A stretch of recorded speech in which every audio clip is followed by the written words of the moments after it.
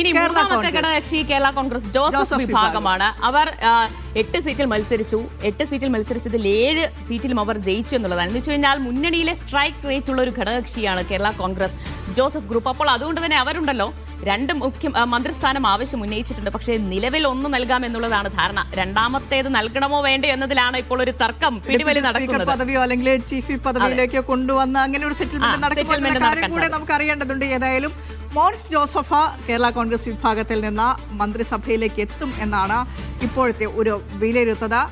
മറ്റൊന്ന് CMP ആണ്, Thiruvananthapuram central മത്സരിച്ച CP ജോൺ. അപ്പോൾ തിരുവനന്തപുരത്ത് നിന്ന് CP ജോൺ ആ ഒരു ഘടകകക്ഷിയെ പ്രതിനിധീകരിച്ച് എന്തായാലും മന്ത്രിസഭയിൽ ഉണ്ടാകും.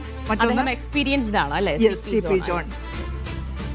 ഇനി RSP ആണ് അല്ലെ അടുത്ത ഘടകകക്ഷി. RSPയിൽ നിന്ന് ഷിബു ബേബി ജോൺ തന്നെയാണ് ഉറപ്പിച്ചു കഴിഞ്ഞിട്ടുണ്ട്. അദ്ദേഹം ആ രീതിയിലുള്ള പ്രതികരണമൊക്കെ കഴിഞ്ഞ ദിവസം നടത്തുകയും ചെയ്തിരുന്നു. വകുപ്പ് സംബന്ധിച്ചാണ് ഇനി ഒരു ചർച്ച നടക്കുന്നത്, ഒരു വ്യക്തത വരേണ്ടത് എന്നുകൂടി അദ്ദേഹം പറഞ്ഞിട്ടുണ്ട്. മന്ത്രിസ്ഥാനം ഉറപ്പിച്ചു കഴിയുകയും ചെയ്തിട്ടുണ്ട്. ഇനിയുള്ളത് കേരള കോൺഗ്രസ് ജേക്കബ് ഗ്രൂപ്പിൽ നിന്നാണ് അനൂപ് ജേക്കബ്.